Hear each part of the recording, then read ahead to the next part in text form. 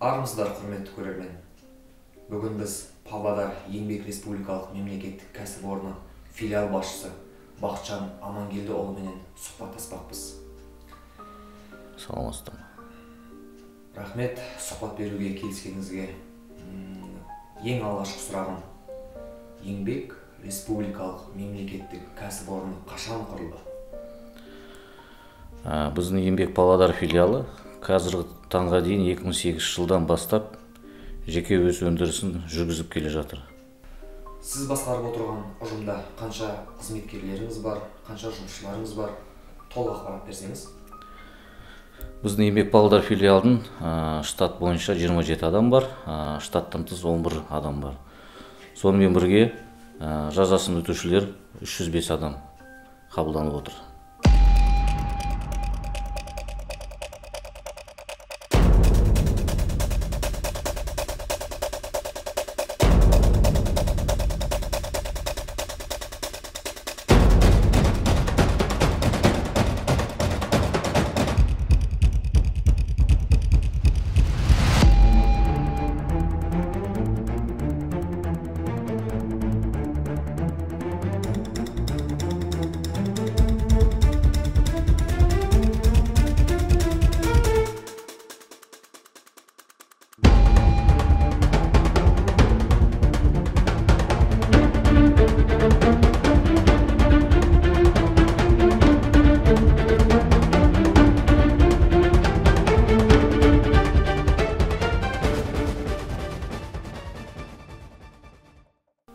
Көрерменге түсінікті болсын.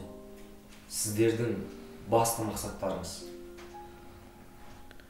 Біздің енді басты мақсаттарымыз көп көлемді өндірісті көбейтіп, және жазасын өтеушілерді толықтай жұмыспен қамтамасыз ету болып табылады. Бақытжан Амангелдіұлы, елімізде бір теңдесі жоқ өндіріс орны бар ма жалпы сіздерде? Біздің Павлодар филиал еңбек бойынша келесі цехтар бар. Бұл жаңағы сұйық шыны шығаратын цех бар. Сонымен бірге темір бетон өнімдері заводы бар. Сонымен бірге Қазақстан Республика қарулы күштерінің снарядты салатын жәшіктерді өндіретін цехымыз бар. Майқайың избес өндіріс заводы бар. Сонымен бірге Ягазат тікенекті сым шығаратын цехы бар. Осы компаниялар жазасын өтеушілерге жұмыс орын беріп отырып, бүгінгі уақытта бізге көмек көрсетіп жатыр.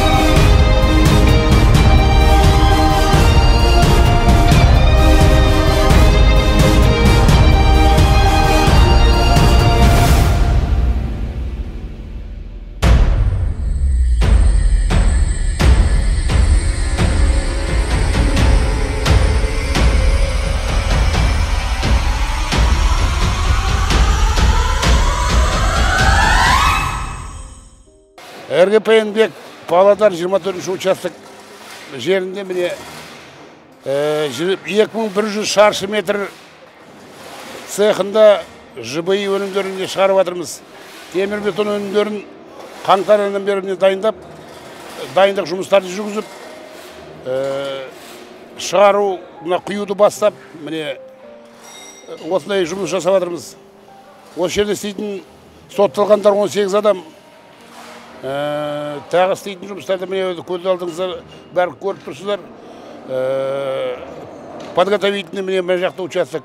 Мына жақта міне бетон құйып жатыр. Тапсырыстар бар міне жуырдан бері бір компаниямен шартқа отырып, осындай темір бетон өнімдерін шығарып жатырмыз. Алла разы тағы тапсырыстар болса, оның бәрін орындаймыз. Жұмыскерлер бар, істейтін бүкіл бұйымдар бар.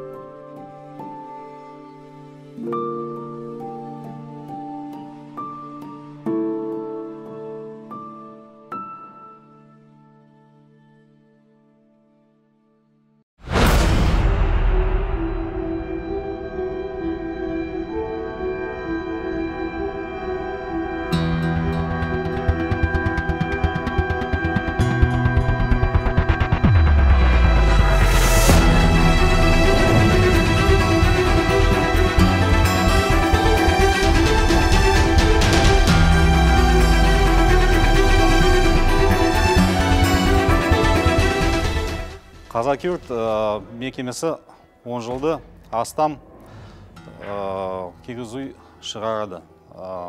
Соңғы 4 жыл еңбек Павлодар мекемен бірге жұмыс істейміз. Кигіз үй қазақша ағаштың құралады. Және темірден құралады. Кигіз үй 6 қанат, 8 қанат, 12 қанат жасалды.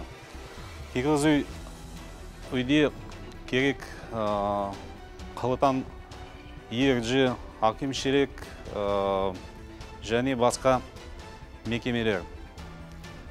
Бізде 10-15 адамдар жұмыс істейді.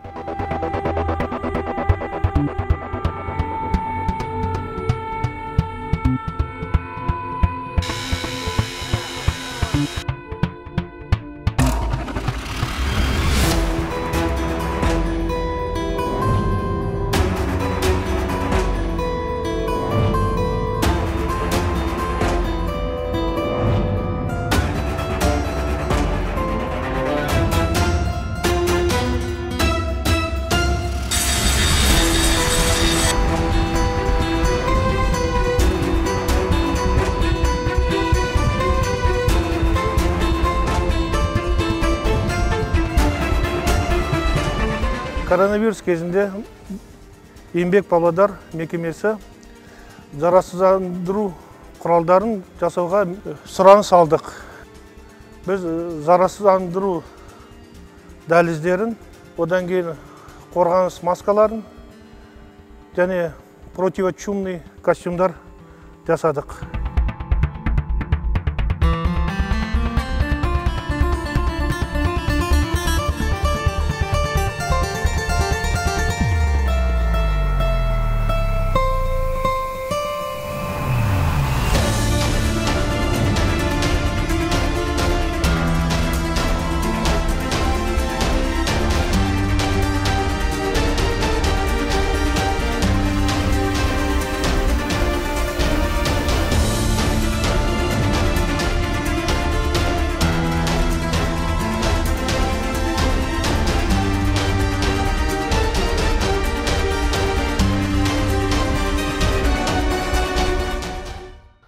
Алдымызда тұрған Сейілханов Бақтыла жазасын өтеу үшін бостандыққа шыққан соң өзін жеке кәсібін ашқаннан кейін тіркеп біздің Еңбек Павлодар филиалына келіп келісім шартқа отырғызып, ары қарай жұмысты жалғастырып жатыр.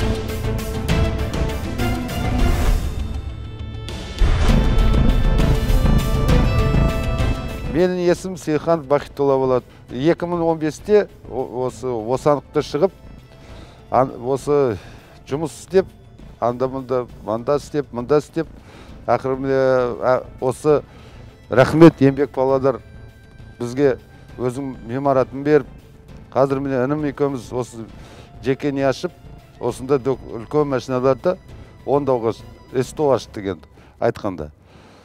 Содан міне жаңа бастап жатырмыз. Машина ондау, бір-екі машина шығарып жатырмыз уже. Ондап, бәрі міне Еңбек Павлодардың арқасы, осылай кісіні түсініп, жұмыс жоқ кісілерге жұмыс беріп бізге міне. Соны жұмысты енді өзіміз жақсы атқарайын деп тұрмыз. Жаңа машина болса ондап береміз. Сонда үлкен машина ондауға меморат беріп, біз содан ашып жатырмыз. Жоғарыда атап өттіңіз, көрерменге түсінікті болсын. Жазасын өтеушілер, яғни тырнақшаның ішінде қылмыскерлер, яғни сіздер қылмыскерлермен тікелей жұмыс жасайсыздар. Сіздер ол кісілерді тегін жұмысқа жегіп қойған жоқсыздар ма? Жоқ, ондай мүмкіншілік бізге болмайды. Олардың бәрін еңбек ақысын төлеп отырамыз. Уақытында, мерзімінде, әр өздері жұмыс уақытын орындалып жатқан жұмыстармен еңбек ақысын алып отырады. Байқауымша, сіздердің мүмкіншіліктеріңіз өте көп екен. Сонда да шешілмеген өзекті мәселелер бар ма? Ондай мәселелер бар бізде. Ол мысал үшін бізде мемлекеттік сатып алудан шектеулер болып тұр. Сол себептен меніңше мемлекеттік сатып алу порталынан өзгерістер енгізу керек болып отыр.